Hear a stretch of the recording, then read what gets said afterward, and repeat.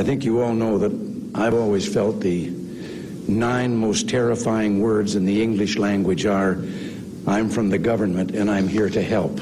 From false prophets to woke messiahs, the cult of control in religion and ideology throughout human history, one enduring truth remains.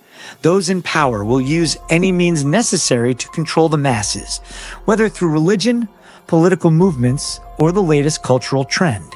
For 2,000 years, Christianity served as the ultimate tool of subjugation, a Roman invention designed not to save souls but to control bodies and minds. Today, in the vacuum left by declining religious influence, a new form of control has emerged. Woke ideology, an insidious and all-encompassing religion of fake empathy and social shame. Both systems, Christianity and woke ideology, are cults that demand conformity, suppress independent thought, and reward only those who faithfully adhere to their dogma. The leaders of these movements, from ancient prophets to modern YouTubers, profit off the gullibility of the masses while selling them lies disguised as salvation. The parallels are undeniable. Jim Jones and Charles Manson have been replaced by modern influencers, mainstream media pundits, and political activists pushing the new religion of woke Christianity. The original system of control, the Christian religion, was never about spiritual truth or divine connection. It was, from the start, a state religion designed for power and control.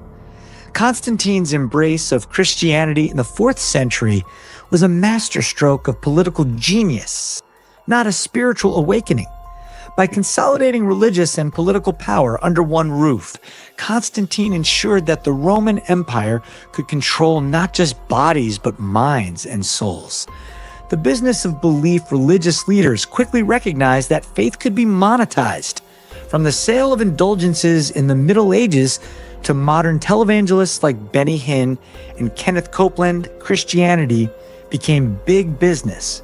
These so-called prophets build empires on the backs of gullible followers, promising miracles and wealth in exchange for donations.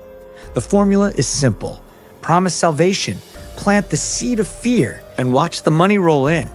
This predatory manipulation is no different from modern woke influencers who preach about oppression and privilege while lining their pockets with ad revenue and sponsorship deals. Both exploit emotional vulnerability, creating victims and offering themselves as saviors, all for a price. Woke ideology, the new religion of control. As traditional religion loses its grip on the masses, a new belief system has risen to take its place. Woke ideology, like Christianity, claims to offer salvation, this time in the form of social justice, equality, and inclusivity. But beneath the surface lies the same authoritarian impulse that has always driven religious cults. False prophets and performative empathy woke leaders are today's televangelists, preaching the gospel of inclusion and demanding unwavering loyalty from their followers. Phrases like love is love and diversity, equity, and inclusion are repeated with the same fervor as Christian hymns. But just as Benny Hinn's miraculous healings are nothing more than stage tricks, woke empathy is a carefully crafted performance designed to build social capital and increase influence. Like religious charlatans, these modern prophets profit off guilt and fear. They demand public acts of contrition. White people must apologize for sins they never committed. Men must apologize for being men. Straight people must celebrate every aspect of LGBTQ culture, no matter how extreme, or face condemnation. This forced empathy is not compassion. It is social coercion. The goal is not to create understanding, but to enforce submission.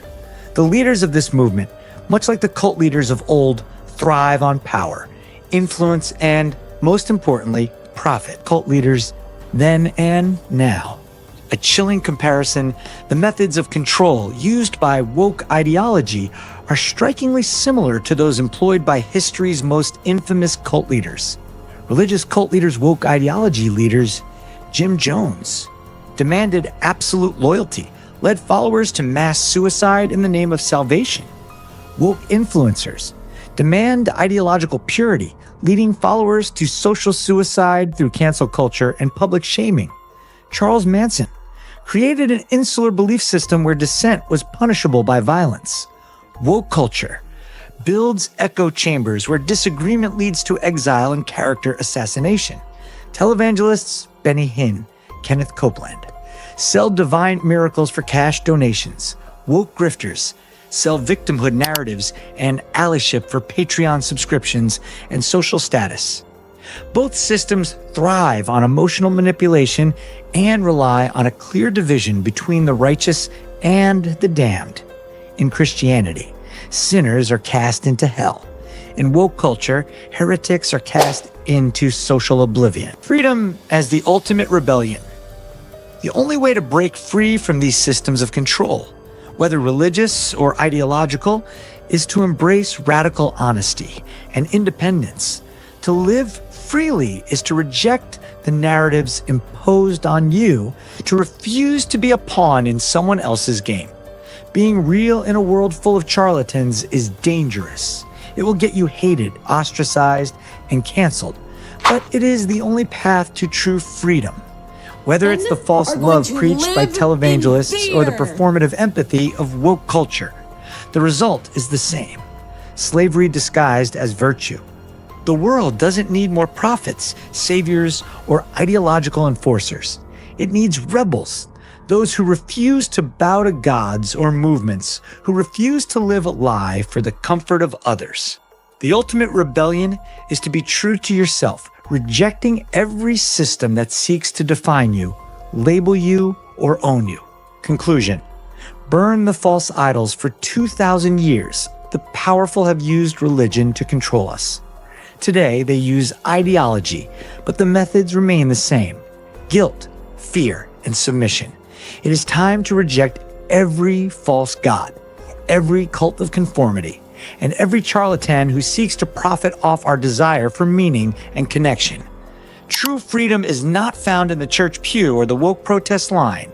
It is found in the courage to live authentically, to speak the truth even when it is unpopular, and to refuse to be anyone's slave, whether to a god, a movement, or an ideology.